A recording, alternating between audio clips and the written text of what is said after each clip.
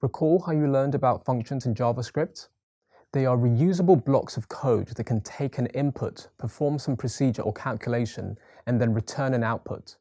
Well, a React component acts much like a traditional JavaScript function.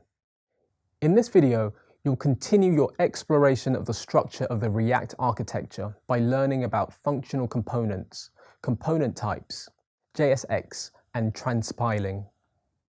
React provides two types of components: functional components and class components. They behave very similar in React to traditional functions and classes in JavaScript. Don't worry about class components for now, you'll learn more about them later. Instead, let's just focus on functional components which act like a JavaScript function. In the default React application, only one component is rendered, and it's the app component located inside the index.js file that's located inside the source folder. It's important to know that every React app must contain at least one component, and it's called the root component. This component is loaded using the import statement. You'll learn more about the import statement in React later. For now, just know that it's used to import code needed for React to work, such as the import React and import React DOM statements. The syntax to render a component is very similar to a self-closing tag in HTML. You just place the component name inside the left and right angle brackets, and don't forget the /. The root component can contain other components that developers create to represent the various UI parts of the application, like in the e-commerce example that you learned about earlier. And recall that this component is ultimately converted to a DOM fragment and placed into the existing DOM as a child of the HTML div element with an ID of root. This div element is then rendered to the browser. If you analyze the app component, you'll notice that it looks very similar to a JavaScript function with some HTML code inside. You may also notice an export default statement. You'll learn more about this soon. For now, just know that you need it to make your components available. Okay, so now that you're familiar with the concept of functional components, let's explore how web developers create them in React. React is scripted using a special kind of syntax called JavaScript XML, or JSX. For many React developers, this is known as a syntax extension to JavaScript. So, what is JSX syntax like? Let's find out by going back to our React default app component. Recall that in the return statement of the app function, it seemed that some HTML content is returned. Well, this content is not exactly HTML, it's JSX. JSX syntax looks very similar to HTML, and one of its advantages is that it allows you to write JavaScript code inside what looks like HTML elements. In fact, you can think of JSX as a combination of custom HTML and JavaScript. This allows you to make your website dynamic. You'll learn more about the differences between HTML and JSX later. For now, just know that you can place this syntax inside the return statement of a functional component.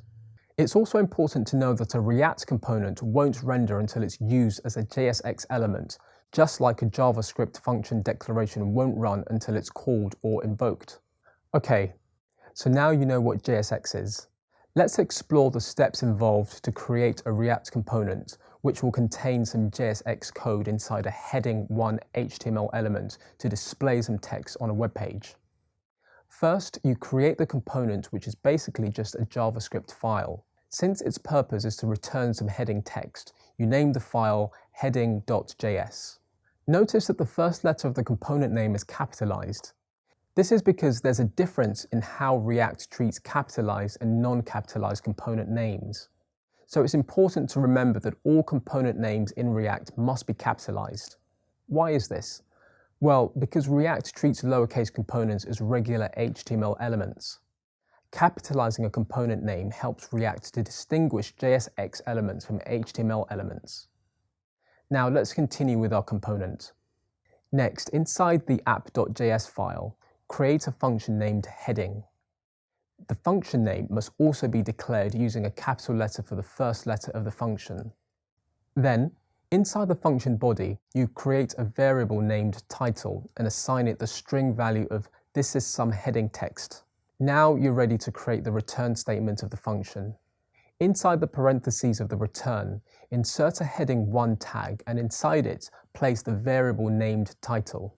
To make React evaluate the title variable, you need to place it inside curly brackets. If you didn't use curly brackets, you'd get the word title instead of this is some heading text. At this point, it's worth remembering that while you are creating HTML-like syntax, you are actually coding inside a JavaScript file. And because of this, you can output a variable inside your JSX code, something you cannot do when writing static HTML. The overall syntax instructs React to render the heading HTML element with whatever text value that is stored within the variable named title. This rendering happens behind the scenes because of something called transpiling. You can think of transpiling as a process of converting JSX to HTML, and you'll learn more about this later.